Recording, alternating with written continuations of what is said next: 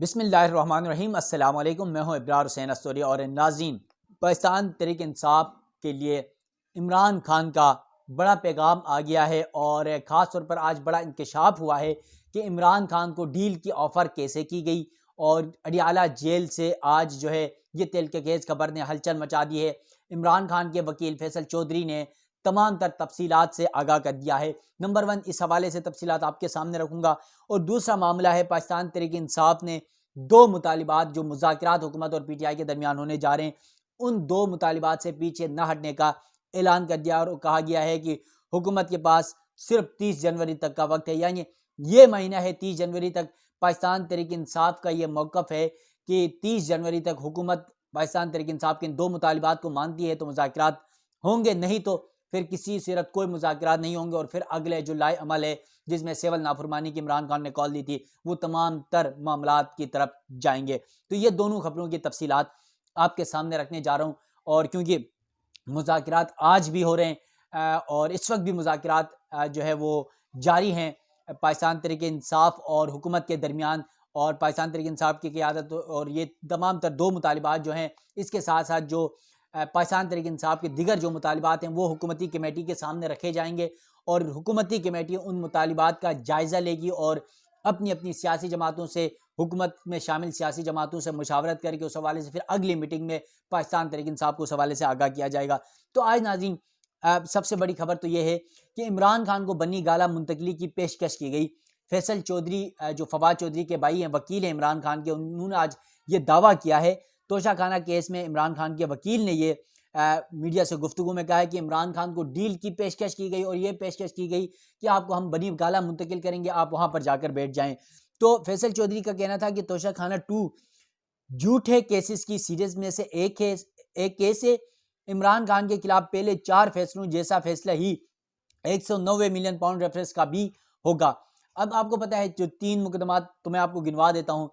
Cipher का case आया, नीचे से उनको सजाएं हुई और फिर हाई कोर्ट में आके वो सज़ा ख़त्म हो गई और बाइज़्ज़त इमरान खान बरी हो गए। शाह महमूद कुरैशी भी उनके साथ थे, वो भी बाइज़्ज़त बरी हो गए। उसके बाद हमने देखा तोशा खाना का केस आया। तोशा खाना के केस में भी इमरान खान जो है वो नीचे से सज़ाएँ सुनाई गई, अडियाला जेल के अंदर अदालतें लगाकर दिन रात करके जो है वो केस को सुना गया, फैसला आया, सज़ाएँ हुई। फिर हाई कोर्ट में आया, फिर तोशा खाना केस भी जो है हाई कोर्ट से इमरान खान और उनकी एहलिया बुशरा बीबी बाइज़्ज़त बरी हो गए। उसके अलावा फिर तीसरा मुकदमा आपको पता है कि इद्दत में निकाह केस इमरान खान और बुशरा बीबी के, इसके हवाले से सज़ाएँ सुनाई गई, जुर्माने किए गए, सब कुछ। फिर क्या हुआ, हाई कोर्ट में आए, हाई कोर्ट में अपीलों में हाई कोर्ट ने फिर इमरान खान और बुशरा बीबी को बाइज़्ज़त बरी कर दिया। अब ये 3 मुकदमात के फैसले हुए, तीनों में इमरान खान और उनकी एहलिया बुशरा बीबी और शाह महमूद कुरैशी जो उनके वाइस चेयरमैन है पाकिस्तान तहरीक इंसाफ के, वो तीनों बड़े मुकदमात में जो है वो बाइज़्ज़त बरी हो गए। तो अब जिन निचली अदालतों में फिर हो क्या रहा है, अडियाला जेल के अंदर ये जो अदालतें फिर क्यों लगाई जा रही हैं, समझ नहीं आ रही है। अगर यही सब कुछ ऊपर आकर अदालतों में एक भी केस चलो आपका बरकरार रहता तो हम भी कहते यार वाकई अडियाला जेल में जो मुकदमात की समातें हो रही वो बहुत अच्छी थी, उसमें जो है वो आइन और कानून को फॉलो किया गया है और फिर मेरिट पर फैसले हुए हैं। अब जब हाई कोर्ट में अगर तीनों केसेस ही उड़ जाएं, बाइज़्ज़त बरी हो जाए, तो फिर उन केसेस के फैसले सुनाने वालों की वक़्त क्या होगी, उन फैसलों की वक़्त क्या होगी।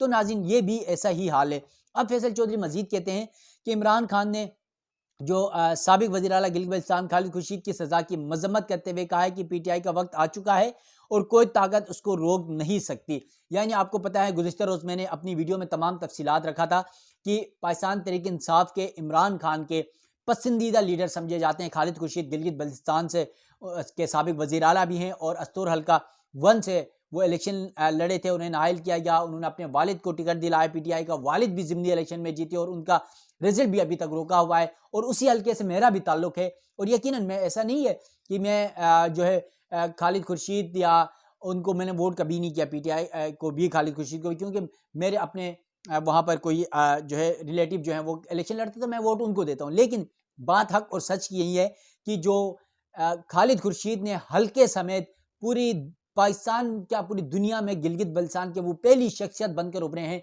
जिन्होंने एक तारीख रकम की है। अब उसके हवाले से कल 34 साल की सज़ा सुना दी गई गिलगित की जो है इंसदाद दहशतगर्दी अदालत ने, तो उस पर आज इमरान खान ने भरपूर मजम्मत की है। इसके अलावा फैसला चौधरी ने कहा कि इमरान खान ने कहा है कि उन्हें बनी गाला मुंतकिल होने की पेशकश की गई, लेकिन जब तक बगैर ट्रायल लोग रिहा नहीं किए जाते वो कहीं मुंतकिल नहीं होंगे। यानी इमरान खान कह रहे हैं कि जब तक हमारे दिगर लोग जो गिरफ्तार हैं, जो जेलों में हैं, वो रिहा नहीं होते, वो न तो अपनी रिहाई मांगते हैं, न वो कहीं और मुंतकिल होंगे, वो अडियाला में ही रहेंगे। अब उन्होंने आदत बना ली है। इसके अलावा इमरान खान के वकील फैसल चौधरी का कहना था कि हुकूमत के साथ मुज़ाकरात में 9 मई और 26 नवंबर के मामलात पर जुडिशल कमीशन का मुतालबा कर रहे हैं। अब ये जुडिशल कमीशन का मुतालबा इमरान खान पहले ही सुप्रीम कोर्ट में दरख्वास्त दे चुके हैं और इस पर एक समाअत भी हुई है और उस समाअत में सुप्रीम कोर्ट ने आईनी बेंच ने जो है 9 मई के वाक़यात के ऊपर जुडिशल कमीशन बनाने के हवाले से केस समाअत के लिए मुकर्रर करने का रजिस्ट्रार ऑफिस को अहकामात भी दे रखे हैं। तो अगर इस महीने में जनवरी का जो महीना होगा इंतहाई अहम होगा पीटीआई के लिए, इमरान खान के लिए, खासतौर पर सुप्रीम कोर्ट से बड़ी खबरें आने वाली हैं।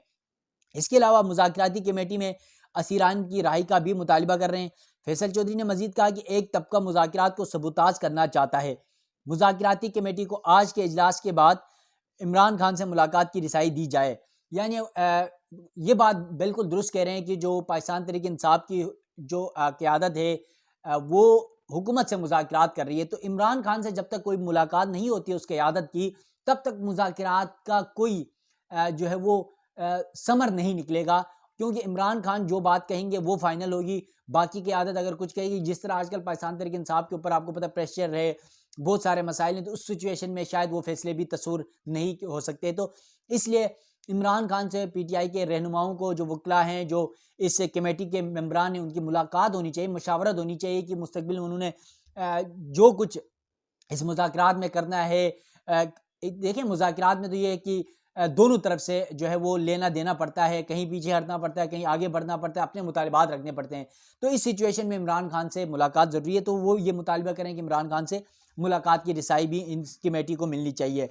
अब ये मामला है अडियाला जेल से इमरान खान के हवाले से। अब दूसरी जानिब एक तरफ जो है मुज़ाकरात का सिलसिला जारी है हुकूमत और पाकिस्तान तहरीक इंसाफ के दरमियान, और पाकिस्तान तहरीक इंसाफ इमरान खान ने पहले दिन ही 2 मुतालिबात उन्होंने रखे थे। नंबर 1 उन्होंने ये मुतालिबा रखा था कि पाकिस्तान तहरीक इंसाफ के तमाम रहनुमा, तमाम कारकुनान की रिहाई।